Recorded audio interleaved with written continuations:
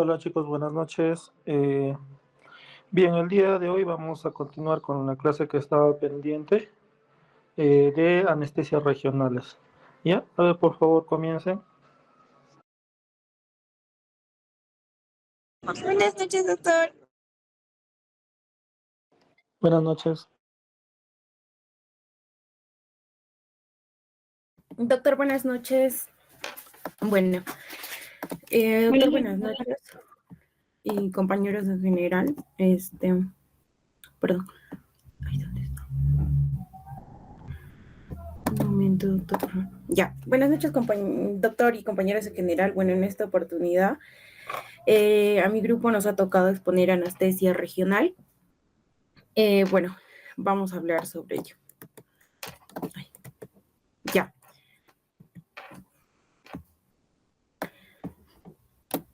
Sí se logra observar, ¿no, Mireya? Por favor. Mireya, ¿me escuchan? Sí, se observa. Se ve normal. Ya, doctor, disculpe. Ya, bueno, para iniciar la anestesia regional, primero es que se carga, que bloquea la transición nerviosa en una zona específica, ¿no? Del cuerpo, sin la pérdida total de conciencia, a diferencia de la anestesia general, ¿no? Que se podría decir. Entonces, cuando hablamos nosotros de la anestesia, por ejemplo, regional, vamos a tener dos, bueno, se va a dividir en dos, que es la neuroaxial y la periférica. En esto, que ya la neuroaxial o central, como se le dice, nos va a hablar o va a actuar sobre el eje nervioso central a nivel de la médula espinal y raíces nerviosas, ¿no? Dentro de estas vamos a encontrar la anestesia raquídea, epidural y la caudal. Y vamos a hablar también de la periférica, que actúa sobre los nervios periféricos o plexos fuera del canal espinal.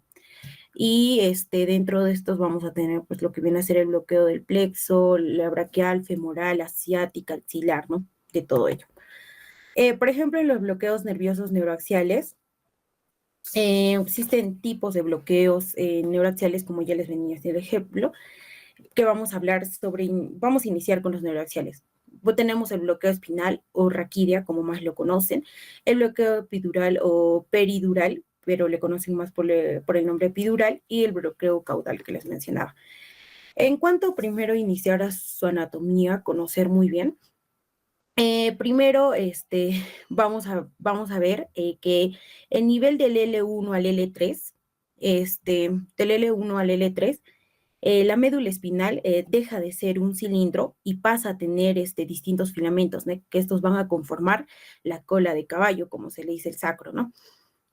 Entonces, la anestesia raquídea intradural se hace a nivel en sí de entre la L3 y L4, o L3 y L4, entonces ya que se realiza donde la médula es un cilindro, ¿no?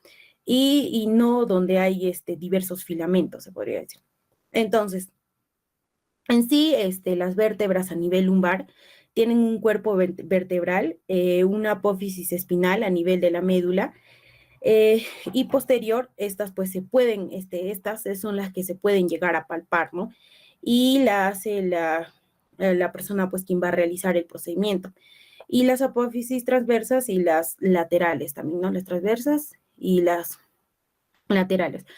Entonces, también además también los cuerpos vertebrales están unidos en los discos vertebrales y hacia posterior, ¿no? Entonces, dentro de estas vamos a encontrar lo que viene a ser primero los tres ligamentos fundamentales que unen las distintas, lo que viene a ser partes vertebrales, ¿no? Porque nosotros vamos a ingresar, o bueno, se ingresa lo que viene a ser las anestesias o las agujas, pues es desde la piel, ¿no? Y vamos a pasar por lo que viene a ser el ligamento supraespinoso, el ligamento, el ligamento supraespinoso que está pegado al tejido celular subcutáneo.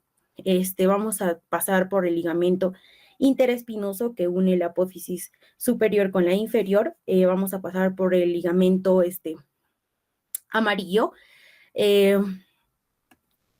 Dos, que son dos fracciones de ligamentos unidos hacia la médula y posterior, ¿no? Entonces, de acuerdo a estas, vamos a ver, por ejemplo, la anestesia epidural y la espinal, en qué espacios es lo que va a ingresar, ¿no? O en qué espacios, por ejemplo, directamente una de ellas se queda y la otra ingresa más a fondo, ¿no? Que eso lo vamos a entender, bueno, avanzando más adelante. En sí, la duramadre también tiene 3 capas, que son lo que viene a ser la duramadre, la aracnoides, también tenemos la pilla madre, que van a dar lugar pues a los distintos espacios, ¿no? Entonces, entre el diámetro de la duramadre encontramos el espacio epidural, entre la duramadre y la subaracnoides, encontramos el espacio, lo que viene a ser subdural, y bueno, acá el lugar donde llegamos es el lugar con lo que llegamos con la anestesia raquídea, ¿no? Y debajo ya del aracnoides es que encontramos el espacio subaracnoideo, ¿no? Por ejemplo, si hablamos de estas capas que tenemos, en caso de la epidural, solo llegamos al espacio por fuera, lo que se encuentra el espacio fuera de la dura madre. En caso de la anestesia espinal, eh, nosotros ingresamos ya al espacio subaracnoideo, ¿no? Donde encontramos pues lo que viene a ser o hacemos la prueba de cristal, ¿no? El goteo. Entonces, ya conociendo esta diapositiva, podemos, bueno, ya conociendo esta anatomía, podemos saber un poco más de acuerdo a, a qué altura o a qué nivel es lo que vamos a ingresar con la anestesia. También hay que tener en cuenta sobre ya una técnica, es que no se ingresa directamente una aguja, o sea, en 90 grados, se podría decir, sino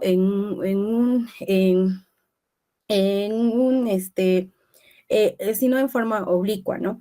Porque acá encontramos la apófisis espinosa, entonces cuando se ingresa directamente nosotros podemos llegar a chocarnos con una de ellas y pues va a dificultarse el ingreso.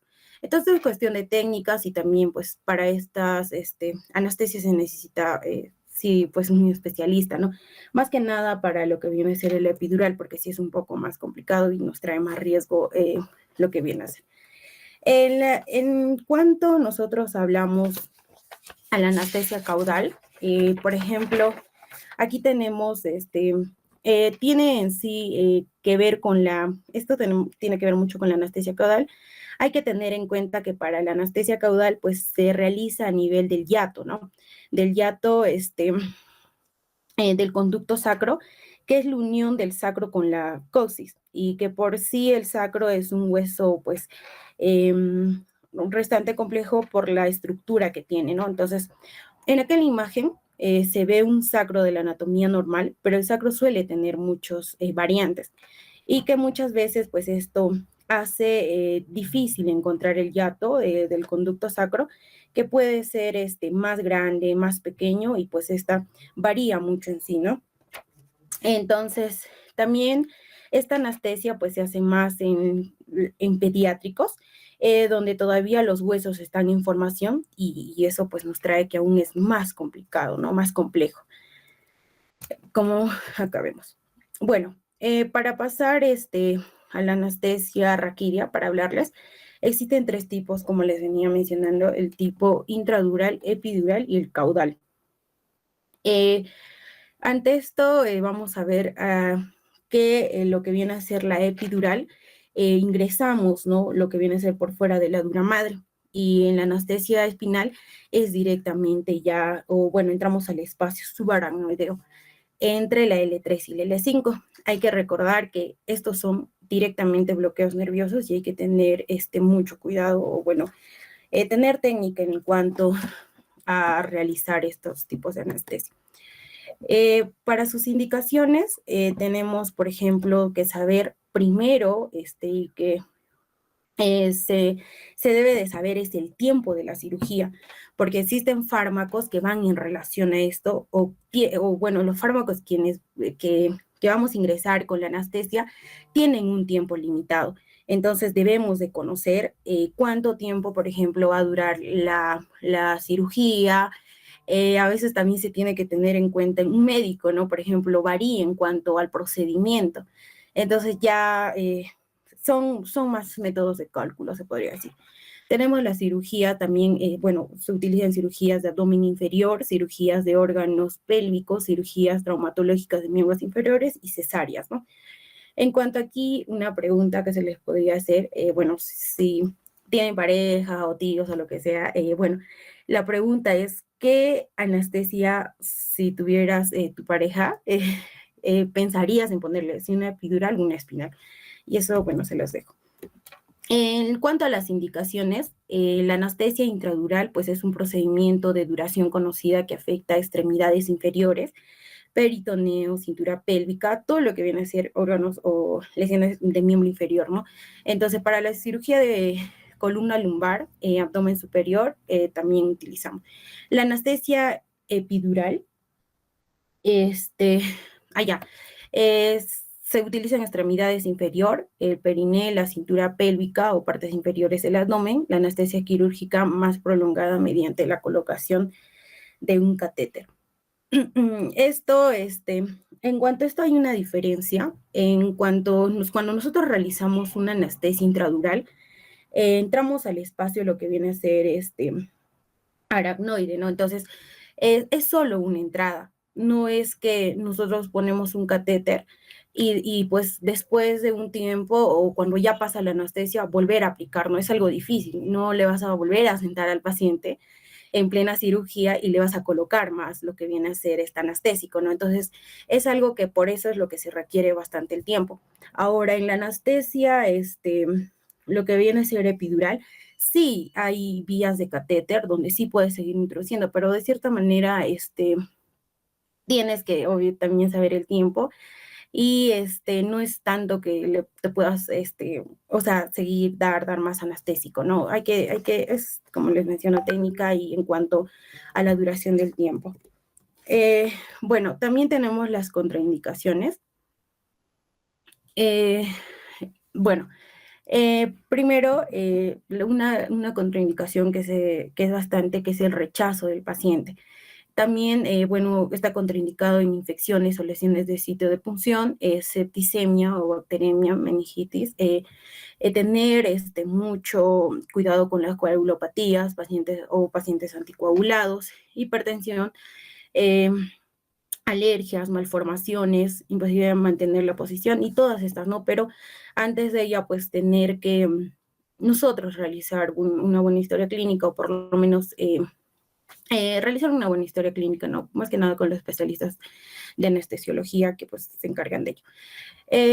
Bueno, acá también les dejo dos tablas que son los factores predisponentes de una punción raquídea dificultosa y en cuanto a estas que podemos encontrar que dificultan bastante esas las técnicas para poder realizar. Y la tabla 2, que son componentes de índices cuantitativos de dificultad de infusión intradural, ¿no? ¿Cuántos intentos podríamos realizar bueno, el contacto óseo, espacio intervertebral, el líquido obtenido y la parestesia, ¿no? Bueno, existen 4 técnicas de punción, que es la preparación, la posición, que es muy importante, la proyección y la punción. En la preparación, antes de comenzar, pues debemos de tener todos los elementos necesarios preparados, ¿no? Con el paciente monitorizar sus signos vitales y con la esterilidad necesaria para este procedimiento, porque debemos de saber que existe, o sea, al realizar esta función, nosotros podríamos nosotros infectar al paciente. Por eso es lo que se necesita bastante cuidado con esto y una buena esterilidad, ¿no? La posición de cúbito lateral o en sedestación y la posición en prono, ¿no? Bueno, lo que viene a ser la proyección y la punción, el abordaje de la línea media se basa en la capacidad del paciente y de los ayudantes de minimizar la lordosis lumbar y permitir el acceso del espacio subaracnoideo entre la apófisis espinosa adyacente y habitualmente el espacio L2, L3, L3, L4 o L4 o L5, ¿no? Más donde colocan, o bueno, por experiencias que en el carril donde estaba observando, colocan entre el L3 y el L4, ¿no? Bueno, acá vemos en la imagen, por ejemplo, va una técnica de 90 grados que va a dificultar el ingreso, justamente como les mencionaba en la anatomía, tiene que ser más oblicuo el ingreso, ¿no?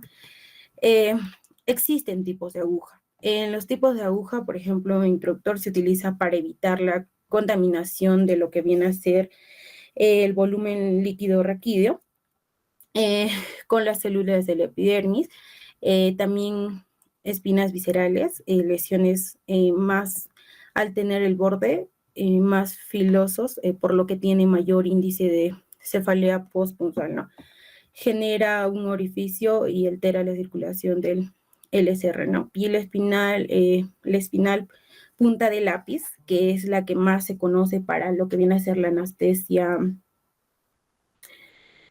intradural, si mal no me equivoco, y que tienen los bordes más rombos, por lo que daña menos al ir pasando los planos, ¿no? Que se requiere y se tiene que realizar más fuerza para progresar, pero tiene menos índice de cefalea postpunción, que no genera un orificio ni altera la circulación. Bueno, acá vamos a ver que usualmente siempre utilizan esta aguja que vemos para lo que viene a ser la anestesia intradural, es más delgado y pues primero se ingresa con una guía. Entonces acá no hay para ingresar, por ejemplo, un catéter. Y por eso que ya es, o sea, sí ingresas lo que viene a ser la jeringa con el anestésico, pero es solo un ingreso, ¿no? Entonces no puedes dejar algo más. A comparación de lo que viene a ser la anestesia epidural, pues que sí, este catéter justamente se utiliza para ello y sí le puedes dejar al paciente y pues seguir ingresando lo que viene a ser anestésicos, ¿no? Pero no es lo mismo, que no ocurre lo mismo en lo que viene a ser la anestesia epidural. Esa es la que más utilizan por lo que viene Carrión, lo que viene a ser esto, como les menciono, la intradural, y esto es lo que viene a ser la epidural. Para esto también, antes de pasar, existen técnicas. Por ejemplo, para nosotros ingresar a con que la anestesia, no sé, para realizar la anestesia epidural hay que tener mucho cuidado. Por ejemplo, existe una técnica donde ingresan milímetro por milímetro, justamente con lo que viene a ser la jeringa. Les voy a mostrar un video eh, que es muy cortito, no creo que... A ver.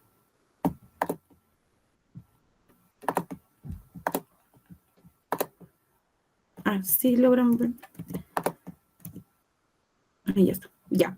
Esto primero es la anestesia intradural, si pueden observar.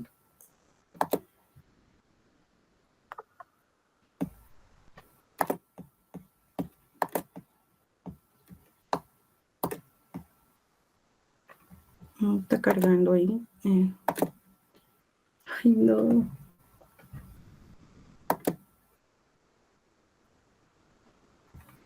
Ya, primero la asepsia, pues tener todos los materiales también, ¿no? Antes de la asepsia, tener todos los materiales.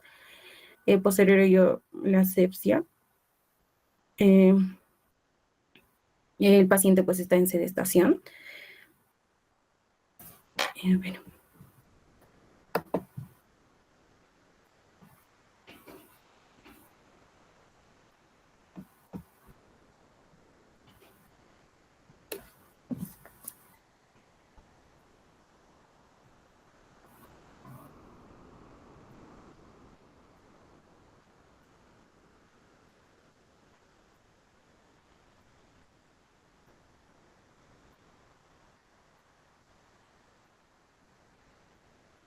Está buscando lo que viene a ser entre el L3 y el L4.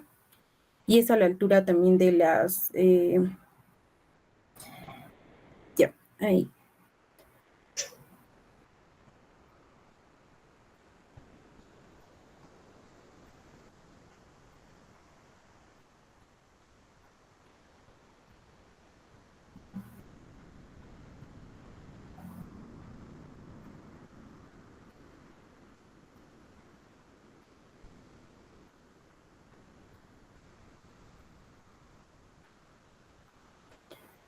La altura pues de las vértebras lumbrares entre el L3 y L4 o el L4 y L5, ¿no? Y ella está, esta es la guía. Bueno, la aguja ya ingresó y posterior es lo que la guía que va a ingresar directamente hasta el espacio aracnoides, ¿no? Y justamente por aquí, para que se guíen, siempre sale lo que viene a ser el líquido raquídeo y que sale como una gota de cristal, ¿no? Que es justamente como una gota de cristal. Y ya posterior a ello pueden asegurarse de que ya llegaron al espacio aracnoide y pues ya ingresan con lo que viene a ser el medicamento. Y eso sería en cuanto a la anestesia intradural. Para realizar, como les mencionaba, lo que viene a ser la anestesia epidural, que es un poco más compleja, bueno, los materiales, sepsia, o bueno, la limpieza.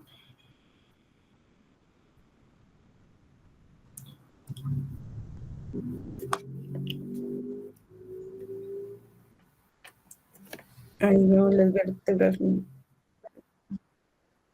a la altura de las crestas ilíacas también.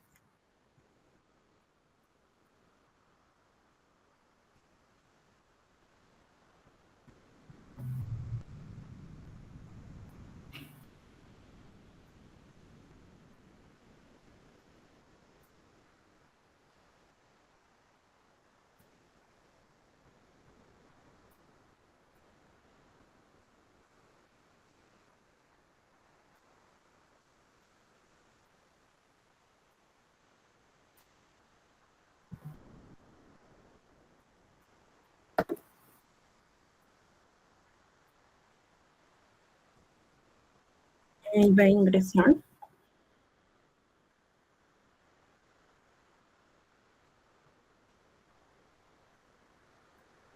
Y si se fijan bien la jeringa, por ejemplo, antes quisiera que noten la jeringa, va a ingresar milímetro por milímetro, pero si ponemos una jeringa directamente a nuestra piel, hay un rebote, ¿no? A nosotros, o sea, es como si estaríamos tapando y va a haber un rebote de la jeringa.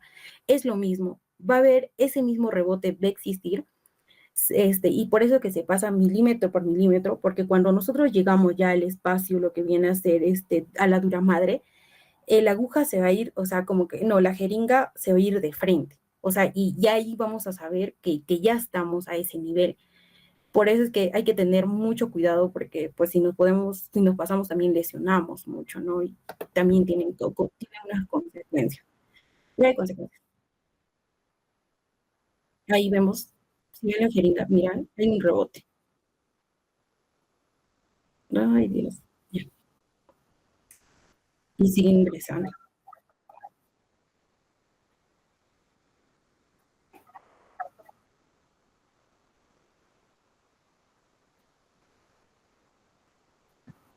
Observan.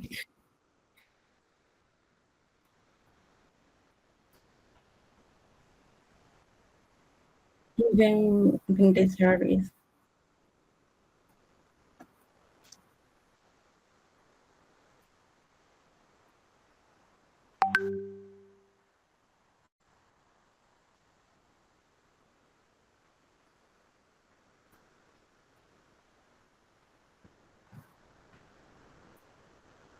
Y se ingresa y a través de esta vía pues podemos seguir puestos más porque también, o sea, también la epidural se podría decir que podemos seguir ingresando lo que viene a ser más anestésico, ¿no? Por este.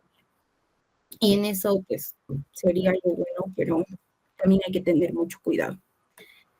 Y decir, a ver.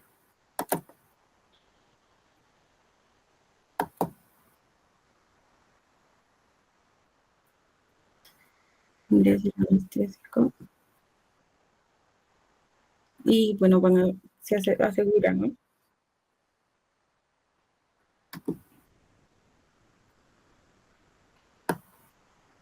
Y posterior a ello lo ponen en la posición como para el hombro y ahí ya le ponen, lo aseguran, ¿no? Con esparadrapo.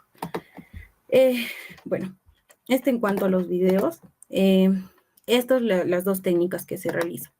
Posterior a ello, voy a volver a presentar. Ya, vamos a ver las ventajas en lo que viene a ser la anestesia epidural y la anestesia raquídea. Primero, entre la anestesia epidural, el tiempo. Hay que ver que el tiempo de la epidural es más lento, de 10 a 20 minutos, y la anestesia espinal es la raquídea es más rápida, es en minutos, ¿no? Entonces, la duración del efecto, pues se prolonga en catéter de horas, en lo que viene a ser la epidural, y la espinal limita al fármaco utilizar, ¿no? Usualmente de 1 a 3 horas. Eso es. No, entonces no es como esta comparación de que puedes seguir ingresando lo que viene a ser el medicamento. Controla la dosis que permite dosificar continua y fraccionada, pero en la anestesia raquídea pues es una dosis única, como les vengo diciendo, sin posibilidad de ajuste posterior. Nivel de bloqueo, pues el cemento se puede controlar la extensión, y fijo y más difícil de controlar lo que viene a ser la raquídea. Y entre otras más que les dejo. Bueno, se borró. O se esconde.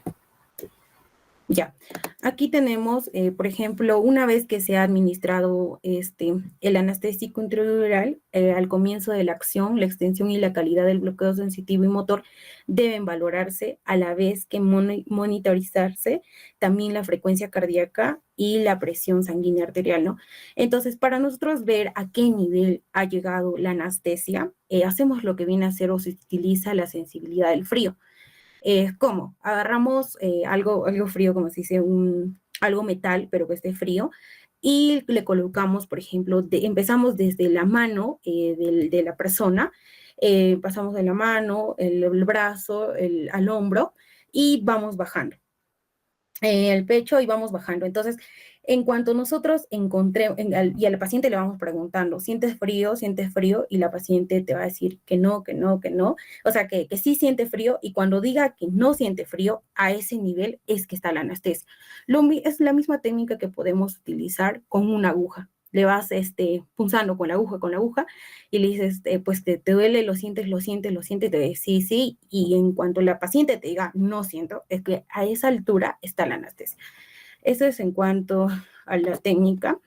Y pues acá tenemos las indicaciones sobre.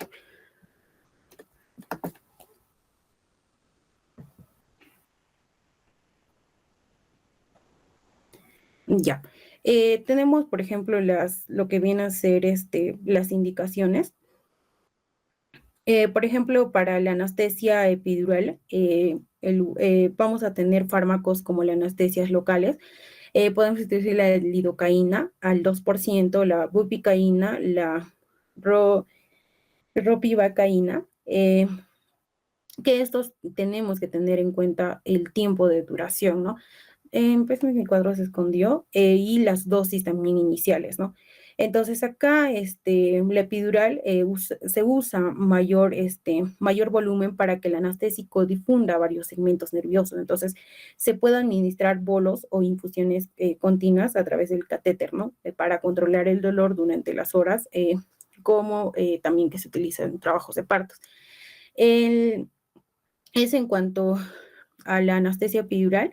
En la anestesia raquídea, ya también existe lo que viene a ser la bupicaína, pero al 0.5%. La lidocaína, acá encontramos el 5%. Y pues también ver siempre la hora, ¿no? El tiempo que se va a anestesiar.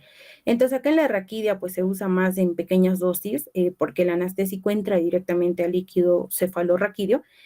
Por ejemplo, haciéndoles un ejemplo de una cesárea, pues puede realizarse con 10 miligramos de bupicaína más 20, lo que viene a ser microgramos de fentanilo, ¿no? Para prolongar el efecto sin necesidad de más anestésico, ¿no?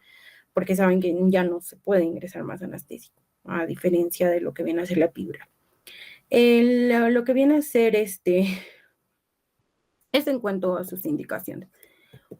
Las complicaciones, tenemos, por ejemplo, neurológicas, pero las que más que se presentan en el paciente posterior, a la anestesia, pues dolor de espalda, a veces de infección cuando no hay una buena asepsia, náuseas, vómitos, depresión respiratoria, retención urinaria, pero esto es poco, ¿no? Más de lo que es el dolor de espalda, las náuseas, los vómitos, eh,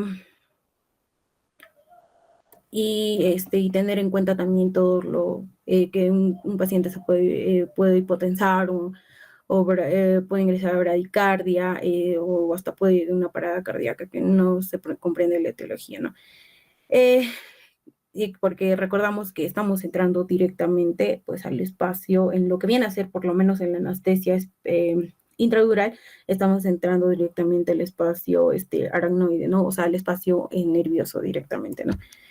Entonces, esto sería, en cuanto le doy pase a mi compañero, bloqueos nerviosos periféricos que les va a hablar.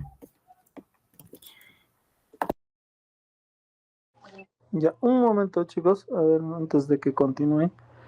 Eh, Respecto a lo que son las anestesias neuroaxiales, ¿no? Como hemos mencionado, la epidural y la raquidia o intradural, generalmente son ampliamente utilizados, ¿no? Para el tema de anestesias para cirugías de cualquier tipo, ¿no? Desde abdominales hasta miembros inferiores.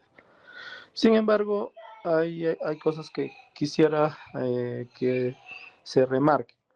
Por ejemplo, ¿qué relación tienen los dermatomas con este tipo de anestesias?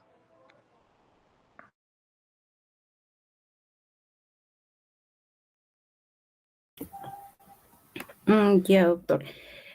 Por ejemplo, en la zona de la piel, o sea, como ingresa, ¿cómo se dice?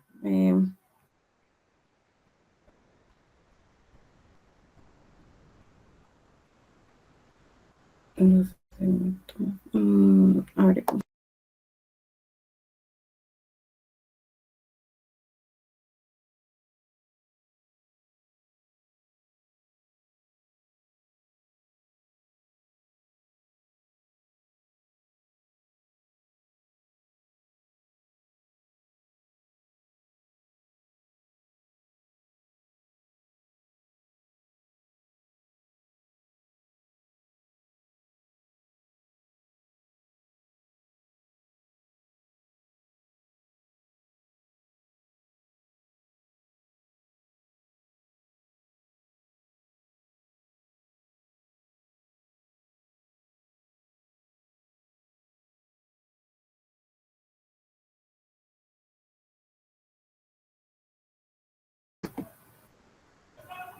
doctor.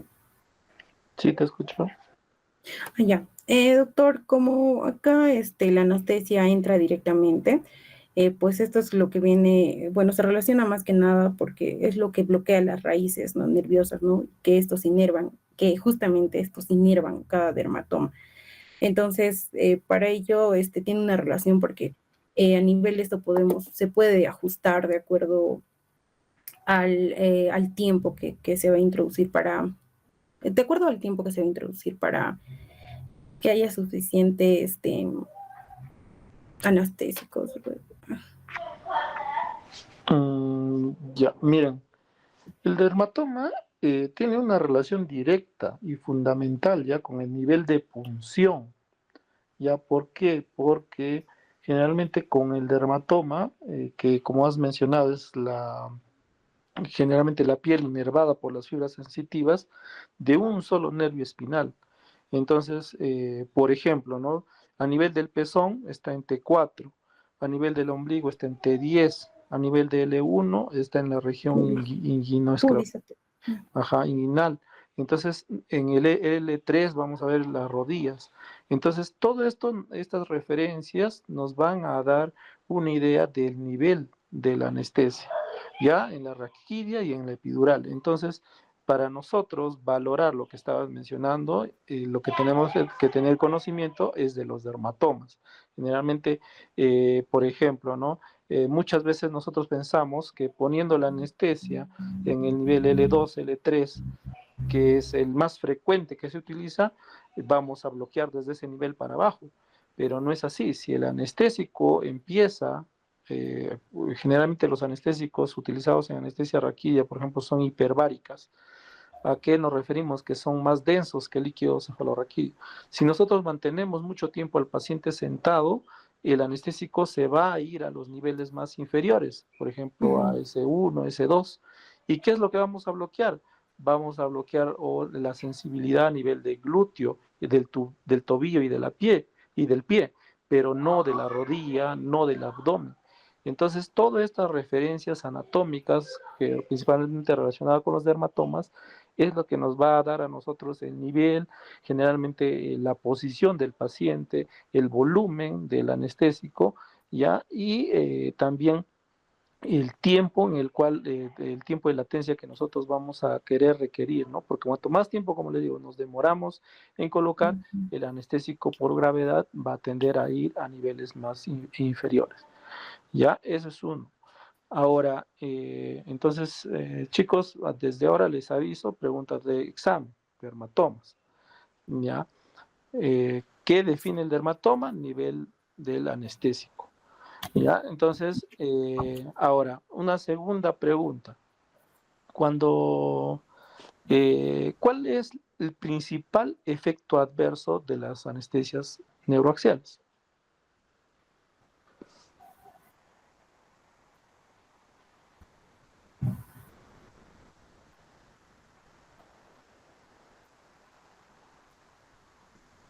De neuroaxial, doctor, es, por ejemplo, los mareos, doctor, las náuseas. No. El principal efecto adverso de los anestésicos, o en este caso, perdón, de las anestesias neuroaxiales, es el bloqueo simpático, ¿ya? Y el bloqueo simpático lo que va a generar es hipotensión y bradicardia, ¿ya? Generalmente, cuando nosotros hablamos de bloqueo simpático, hablamos de bloqueo de catecolaminas, ¿no? Adrenalina, norepinefrina, dopamina, que generalmente Dopamina. van a regular el estado. Entonces, generalmente nosotros valoramos que hay un éxito en la anestesia cuando hay una hipotensión, ¿no? Vamos a ir que va a haber una hipotensión progresiva de acuerdo al tiempo que va pasando en la instauración de la anestesia. ¿Ya? Entonces, el principal efecto adverso de las anestesias neuraxiales es la hipotensión, ¿ya? O bloqueo simpático, ¿ya? El bloqueo simpático. Ahora, lo otro, la tercera pregunta. ¿Cuál es la principal diferencia entre, eh, a nivel, o sea, respecto al bloqueo, o al tipo de bloqueo que se va a generar entre una anestesia raquídea y una anestesia epidural? ¿Cómo, doctor? Perdón. Respecto al tipo de bloqueo, ¿ya? Eh, ¿Cuál es la principal diferencia entre una anestesia epidural y una anestesia raquídea? Allá por el espacio, doctor, porque la raquidia entramos al espacio, por ejemplo, fuera de la dura madre y lo que viene a ser la intradural, al espacio aracnoide. No, o sea, me refiero al tipo de bloqueo. O sea, ¿cómo es la Allá, anestesia en general con en una la, anestesia? Ya, a ver, dime. porque en la raquidia es un bloqueo directo y más rápido, doctor, y en lo que viene a ser la epidural es más lento. Ya, es una de las principales, pero la principal diferencia Y es disculpe, que, doctor. ya, a ver, dime, Y dime. también por el control que se puede dar, ¿no? Por ejemplo, en lo que viene a ser la raquidia no se puede controlar la anestesia, en cambio en la epidural sí puedes controlar. Ya, mira, en realidad la principal diferencia es que la anestesia raquídea es más profunda, o sea, el bloqueo es más profundo que el bloqueo epidural. ¿A qué me refiero cuando hablo de profundo? Ujú, A que una anestesia raquídea va a generar un bloqueo potente, sensitivo y motor, ¿ya? ujú. En cambio, la anestesia epidural genera un bloqueo más sensitivo, pero poco motor. O sea, ¿a qué me refiero con esto? Que en este caso, la anestesia raquídea va a producir una anestesia que genera relajación también muscular, es más potente, ¿no? Pero por cortos tiempos. En cambio, la Ujú. epidural genera un bloqueo sensitivo, no tanto motor, o sea, puede que haya un grado de rigidez, pero puede prolongarse, ¿no? Que se puede, tiene la opción de prolongarse. Ya, Ujú. esa es la principal, o sea, la profundidad anestésica, la profundidad del bloqueo. Ya, esa es la principal diferencia. Ya, chicos, a ver, continúen con bloqueos periféricos, por favor. Ya, doctor. Buenas noches, doctor, compañeros. Bueno, vamos a seguir con la exposición, ahora hablando de los bloqueos nerviosos periféricos.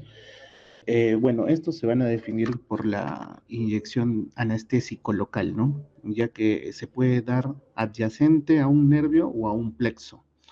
Es fundamental recordar que esta modalidad pertenece a la anestesia regional periférica y que va a actuar sobre los nervios o plexos fuera del canal espinal, ¿no? Como es el primer caso que ya se expuso. Esta técnica es utilizada ampliamente para una triple aplicación, por ejemplo, para la anestesia quirúrgica, para la analgesia posoperatoria y también, por ejemplo, para la analgesia no quirúrgica. Por ejemplo, en la imagen podemos observar en la parte superior que un axón que está recubierto por una capa de mielina y los nódulos de Reinberg que vienen a ser los espacios que no tienen mielina y estos van a permitir que el impulso nervioso salte de uno a otro, acelerando así la conducción para que el impulso nervioso se pueda transmitir, ¿no? Se debe de producir una despolarización en la membrana de las neuronas y entonces el anestésico local se inyecta cerca al nervio, como ya le expliqué. Su acción será impedir que se genere un potencial de acción deteniendo la transmisión del impulso nervioso. Entonces vemos en la imagen, en la parte inferior, que es a un nivel molecular, donde los anestésicos locales actúan directamente sobre la membrana de las neuronas, uniéndose y bloqueando así los canales de sodio. Entonces, esto va a actuar como un tapón que a nivel de los canales de sodio en las neuronas interrumpirá la comunicación nerviosa y por lo tanto hará un bloqueo de las señales de dolor o sensoriales antes de que lleguen al cerebro. Si es que hablamos de sus indicaciones, este tipo de bloqueo ayuda a evitar los efectos secundarios y complicaciones de la anestesia general, particularmente los efectos respiratorios. Entonces, es ideal para los pacientes que tengan diagnósticos, por ejemplo, como apnea obstructiva del sueño o complicaciones mórbidas como la obesidad mórbida o grave, enfermedad pulmonar subyacente y en casos de extremos de la vida como pacientes en edad avanzada. También evita que, bueno, la principal complicación vendría a ser evitar la depresión respiratoria que está relacionado con los opioides neuraxiales, además de los sistémicos. Eh, bueno, si que vemos en el cuadrito, vemos que las ventajas serían, por ejemplo, a nivel de la vía aérea difícil, que es preferible a la anestesia general como único anestésico en caso de pacientes con sospecha de vía aérea difícil. Otro punto importante es, por ejemplo, se evitan las náuseas y vómitos postoperatorios, ya que es preferible en pacientes con un alto riesgo de desarrollar náuseas y vómitos postoperatorios, ya que este tipo de bloqueo tiene una superioridad en el manejo de riesgos hemodinámicos y en casos de coagulopatías. También son muy a menudo la opción más segura en pacientes con ciertas comorbilidades en comparación con la anestesia neuraxial que ya se expuso. También podemos ver que tiene cierta ventaja a nivel de riesgos hemodinámicos y del sistema nervioso central, ya que es preferible en pacientes donde el bloqueo simpático podría causar problemas a nivel hemodinámico, por ejemplo, en casos de pacientes con estenosis aórtica. Si vemos en caso de que el paciente tuviese coagulopatías, este bloqueo se realiza en una localización exacta o comprensible, ¿no? Y es preferible en pacientes con medicación que tengan, por ejemplo, este tipo de medicación antitrombótica. Bueno, también en caso de pacientes con retención urinaria, ya que tiene, bueno, esto es preferible en pacientes que tengan retención urinaria, como por ejemplo los pacientes con edad avanzada, generalmente sexo masculino, porque tienen problemas a nivel de hipertrofia de próstata benigna, bueno, también en caso de pacientes con diabetes mellitus, hipertensión o antecedentes quirúrgicos. Y por último, también podemos ver el manejo de opioides y la analgesia. En este caso nos va a ayudar a proporcionar una analgesia minimizando el uso de los opioides. Esto es crucial para pacientes con uso crónico de opioides o intolerancia a estos y permite una analgesia profunda prolongada, especialmente con el bloqueo, ¿no? Que puede ser de dos maneras, continuo o en una sola aplicación, como explicó mi compañera. También habrá contraindicaciones que pueden ser absolutas para el uso de este tipo de anestésicos locales, pero que en sí son pocas e incluyen, por ejemplo, la negativa o la incapacidad del paciente para cooperar y la alergia conocida a estos anestésicos locales. Sin embargo, existen circunstancias que aumentan los riesgos y requieren una evaluación cuidadosa, como por ejemplo son los tres grandes grupos, que es en infección activa, déficit neurológico, ya que el paciente puede tener un antecedente preexistente, y por último, en casos de coagulopatía y medicación antitrombótica, ¿no? Ya que los pacientes con un estado de coagulación anormal tienen un mayor riesgo de complicaciones hemorrágicas con procedimientos invasivos. También se habló que se utiliza en casos de analgesia. Por ejemplo, haciendo los procedimientos de infiltración, que es la técnica más común de la anestesia local, que consiste en inyectar un agente anestésico directamente en los tejidos de la zona que necesita ser, bueno, adormecido o insensibilizado, ¿no? De esta manera se bloquea la conducción nerviosa de forma temporal y también, obviamente, reversible, lo que permite realizar procedimientos menores sin que el paciente sienta dolor. ¿Y cuáles son los anestésicos que se utilizan con mayor frecuencia?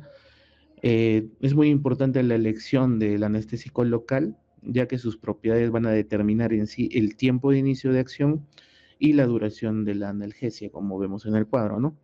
Entre estos, los más comunes son la lidocaína.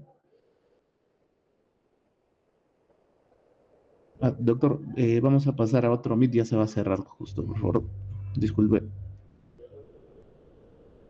Comerciales, ¿no? Como hemos mencionado, la epidural y la raquidia o intradural, generalmente son ampliamente utilizados, ¿no? Para el tema de anestesias para cirugías de cualquier tipo, ¿no? Desde abdominales para hasta miembros inferiores. Sin embargo, hay cosas que quisiera que se remarquen. Por ejemplo, ¿qué relación tienen los dermatomas con este tipo de anestesias?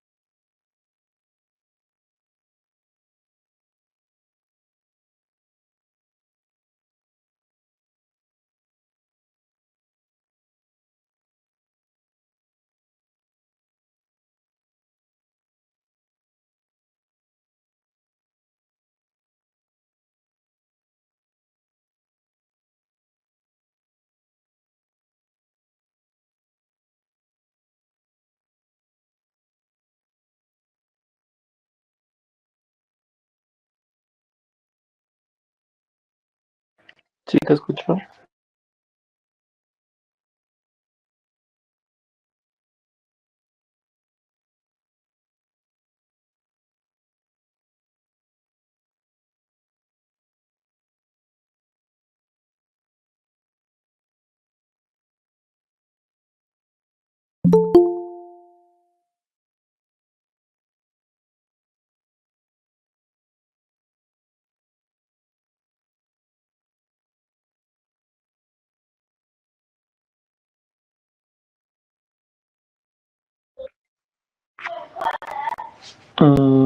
Ya, miren, el dermatoma tiene una relación directa y fundamental ya con el nivel de punción. ¿Ya por qué? Porque generalmente con el dermatoma, que como has mencionado es generalmente la piel inervada por las fibras sensitivas de un solo nervio espinal. Entonces, por ejemplo, ¿no? A nivel del pezón está en T4, a nivel del ombligo está en T10, a nivel de L1 está en la región inguinoescleral, ajá, inguinal. Entonces, en el L3 vamos a ver las rodillas. Entonces, todo esto, estas referencias nos van a dar una idea del nivel de la anestesia, ya en la raquidia y en la epidural. Entonces, para nosotros valorar lo que estabas mencionando, lo que tenemos que tener conocimiento es de los dermatomas. Generalmente, por ejemplo, ¿no? Muchas veces nosotros pensamos que poniendo la anestesia en el nivel L2, L3, que es el más frecuente que se utiliza, vamos a bloquear desde ese nivel para abajo. Pero no es así. Si el anestésico empieza, eh, generalmente los anestésicos utilizados en anestesia raquídea, por ejemplo, son hiperbáricas. ¿A qué nos referimos? Que son más densos que el líquido cefalorraquídeo.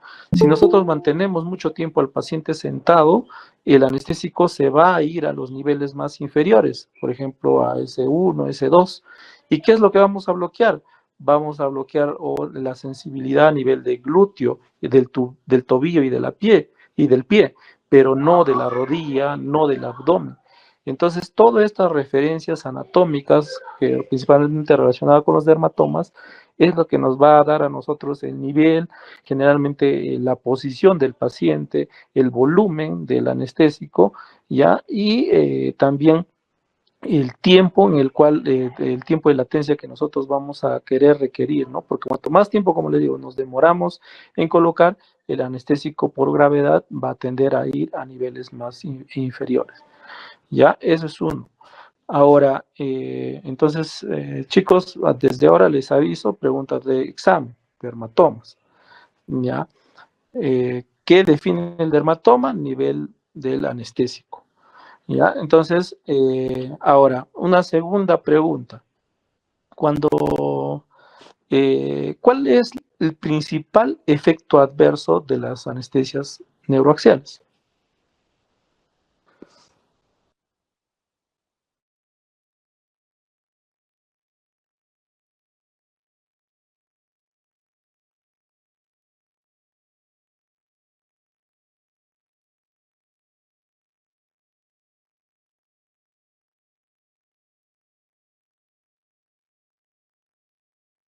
No.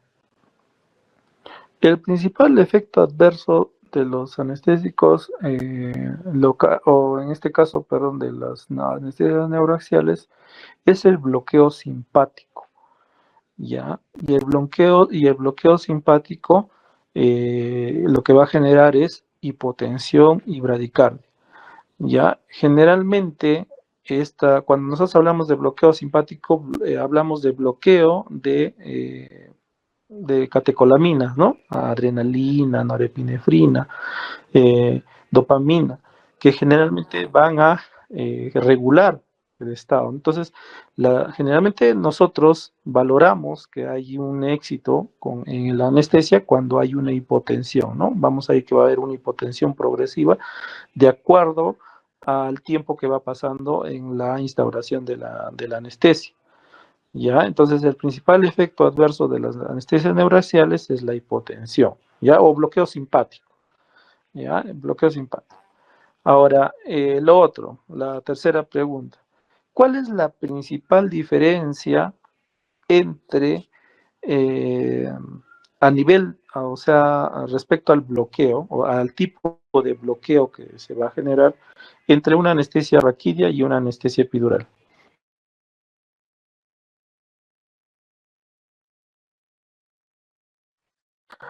Respecto al tipo de bloqueo, ¿ya? Eh, ¿Cuál es la principal diferencia entre una anestesia epidural y una anestesia raquídea?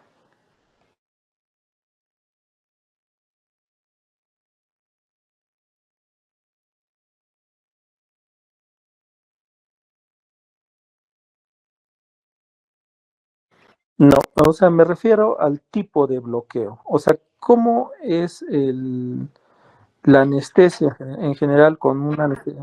Ya, a ver, dime.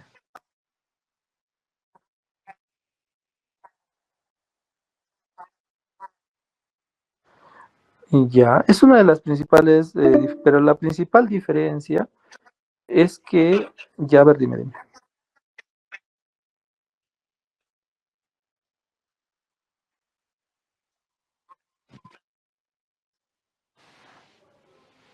Ya, mira, en realidad la principal diferencia es que la anestesia raquídea es más profunda, o sea, el bloqueo es más profundo que el bloqueo epidural.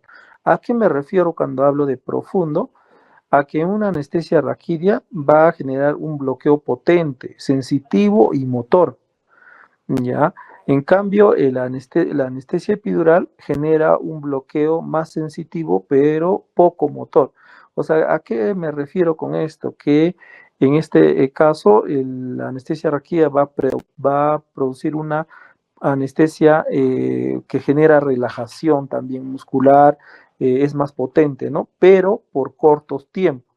En cambio, la epidural genera un bloqueo sensitivo, no tanto motor, o sea, puede que haya un grado de rigidez, pero puede prolongarse, ¿no? Tiene la opción de prolongarse. Ya, esa es la principal, o sea, la profundidad anestésica, la profundidad del bloqueo. Ya, esa es la principal diferencia. Ya, chicos, a ver, continúen con bloqueos periféricos, por favor. Muchas Una de las principales limitantes, o sea, para su aplicación amplia, es que requiere un entrenamiento especial respecto al uso del ultrasonido y el uso de los neuroestimuladores. ¿Por qué? Porque para requerir un bloqueo exitoso, ¿no? y adecuado, va a requerir que se tenga conocimiento real de las estructuras anatómicas a través del ecógrafo, o sea, requiere un entrenamiento en ultrasonido, sobre todo de partes blandas, y dos, un transductor adecuado para esto, y tres, una aguja con neuroestimulador. ¿Qué es lo que hace la aguja con neuroestimulador? Generalmente ayuda a identificar que se está en una rama nerviosa, la cual va a generar un estímulo, ¿no? Una contracción. Entonces, esto va a permitir que se pueda infiltrar el anestésico en esta área y pueda generar un bloqueo adecuado.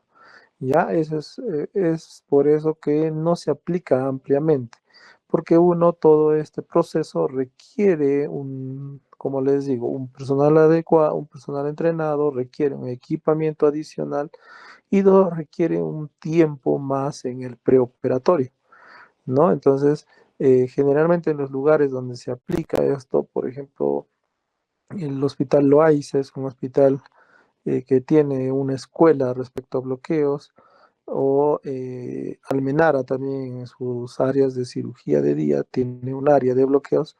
Lo que hacen es que tienen una sala preoperatoria, o sea, esta sala preoperatoria de preinducción que se le llama, permite que el paciente ingrese una hora antes de su hora de cirugía, y en estos lugares es donde se hace el entrenamiento, ¿no? Generalmente de los residentes para que hagan los bloqueos.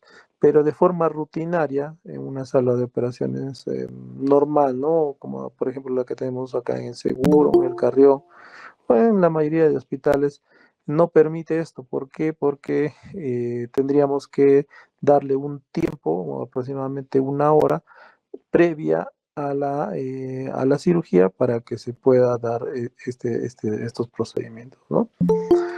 Esa es la limitante. Ahora, ¿Cuál sería, así dentro de lo que has explicado, el mayor riesgo de o bueno, los principales riesgos del uso de estas técnicas?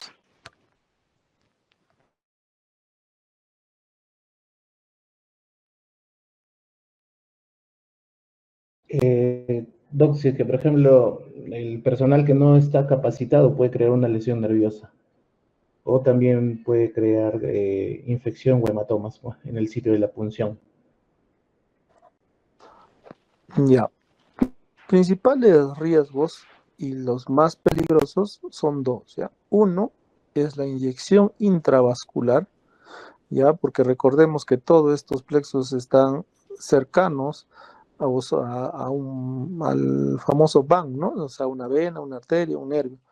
Entonces, y pasan por estas zonas grandes vasos. Entonces, existe el riesgo de la punción de los vasos y la inyección del anestésico local intravascular. ¿Y qué sucede cuando existe una inyección intravascular de anestésico local?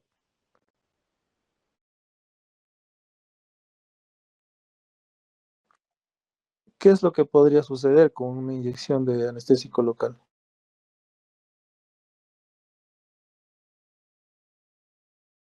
Toxicidad, doctor. ¿Pero qué genera la toxicidad? Pues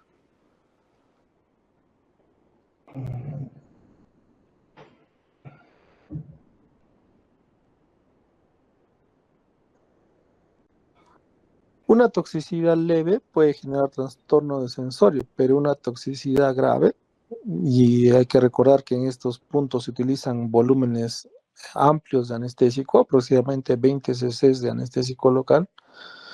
Ahora va a depender también del anestésico local, ¿no? Tanto puede ser como lidocaína, como bupivacaína, y si la bupivacaína es altamente cardiotóxico, entonces el riesgo es del paro cardiorrespiratorio.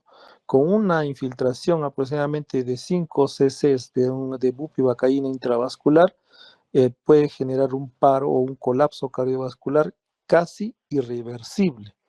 ¿Ya? Entonces, entonces es uno de los principales riesgos más peligrosos. Ahora, el segundo riesgo es la lesión nerviosa, ¿no? Que generalmente, como recordamos, las lesiones nerviosas en pacientes, sobre todo ya mayores a 5 años, son irreversibles y pueden generar dolores neuropáticos crónicos, ¿no? Puede generar dolores, síndromes dolorosos complejos en esos niveles, ¿no? Por eso, la necesidad de que se pueda realizar una adecuada una ultrasonografía y neuroestimulador para identificar bien esto, ¿no? Entonces, por eso es que también no es ampliamente utilizado, porque por referencias anatómicas existe, uno, el riesgo de generar estas lesiones y dos, un bloqueo inadecuado o incompleto, ¿ya? Ahora, lo otro respecto a esto, los bloqueos periféricos ya van a generar especificidad respecto a la anestesia, ¿no? Pues yo requiero una cirugía de mano, se puede hacer un bloqueo de mano. Requiero una cirugía de antebrazo, se puede hacer un bloqueo del antebrazo a nivel axilar. Requiero un bloqueo del brazo, hago un bloqueo interescalénico perdón, infra o supraclavicular. Y si requiero una cirugía de hombro, una cirugía clavícula, puedo hacer un interescalénico, ¿no? Entonces, cuanto más elevado es el nivel, mayor es el bloqueo. O sea, si bien el bloqueo interescalénico bloquea el hombro y la clavícula, también va a bloquear todo el miembro superior, ¿no? Del lado que sea bloqueado. Y como les digo, cuanto más bajo, más específico. Igual a nivel en la parte del miembro inferior, el bloqueo a nivel popliteo, por ejemplo, va a bloquear de la rodilla para abajo. Pero si yo quiero a nivel del tobillo, hay bloqueo a nivel del tobillo, ¿no? También puedo hacer un bloqueo a nivel las de los nervios sacros para un bloqueo de un solo miembro inferior, ¿no? Entonces, es definir generalmente. Ahora, dentro de lo que se utiliza ah, mm, en sí ya como un tema más amplio, sí se utiliza para lo que es terapia del dolor. Ya, o sea, por ejemplo, para cirugía ortopédica o pacientes con algún problema, ya sea neoplásico, ¿no? Sí se puede utilizar estos bloqueos porque van a permitir también colocar a veces catéteres, ¿no? Que podrían generar infiltraciones intermitentes de anestésicos para el control del dolor, ¿no? Al igual que la anestesia epidural. La anestesia epidural también es un método de tratamiento del dolor crónico. ¿Ya? ¿Por qué? Porque el catéter se puede mantener durante una semana y se puede hacer infiltraciones recurrentes de anestésicos locales.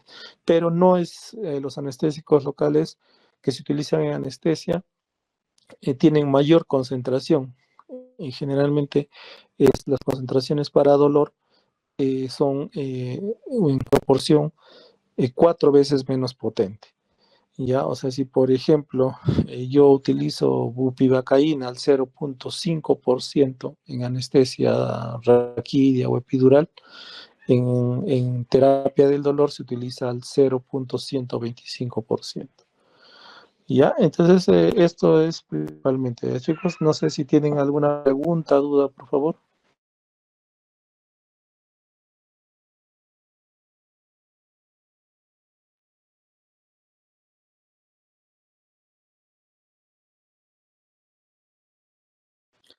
Ya, chicos, está bien su exposición.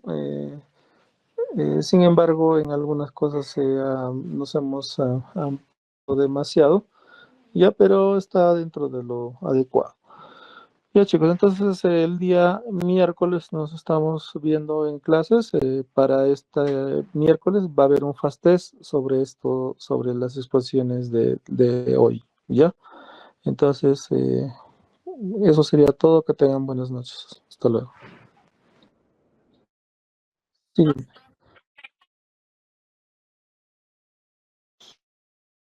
Ok. La anestesia caudal es parte de la anestesia, es como una anestesia epidural, solo que se pone en la zona inferior y es utilizada en niños sobre todo, ¿no?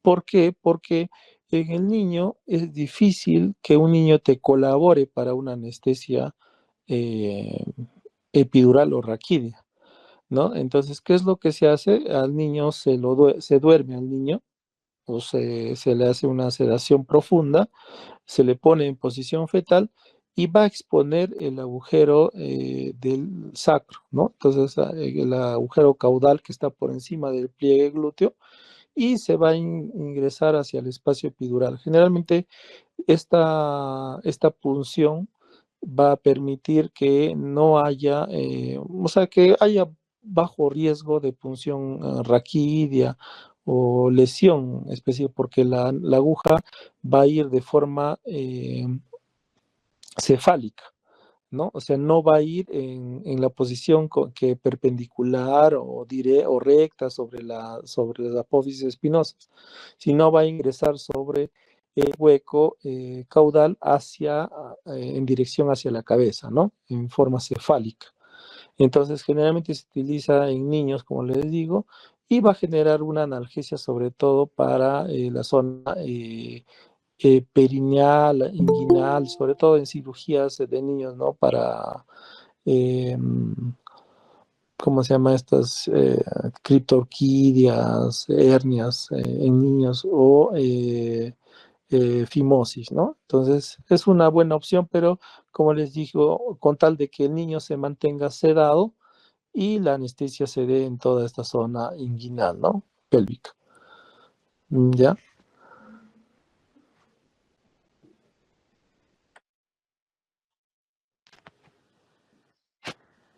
Ya. ¿Alguna duda, pregunta más?